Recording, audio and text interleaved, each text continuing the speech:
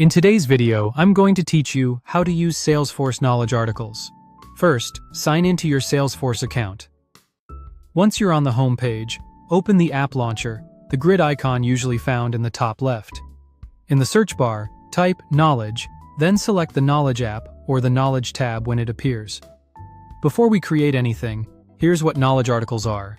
They're searchable help documents your team can use to answer questions quickly. They power self-service for customers and give agents a single source of truth. Articles go through a simple life cycle, from draft to published, and can be updated over time so information stays accurate. Now, let's create one. In the Knowledge area, click New to open a blank article. Start by entering a clear, specific title. Think about the exact phrase someone would search for when they're stuck. Short, descriptive titles help articles surface quickly in search and reduce duplicate content. You'll notice the URL name field fills in automatically. This becomes part of the article's link. You can leave it as is, or edit it to be short and readable. Keeping it aligned with your title and using hyphens instead of spaces makes it easier to share and improves search performance. Next, add your content. You can paste from your original source or type directly into the editor. Preserve helpful formatting like headings, short paragraphs, and numbered steps to improve readability. Be direct and concise.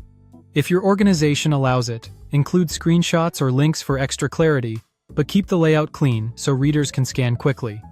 When your content looks good, click Save to store a draft.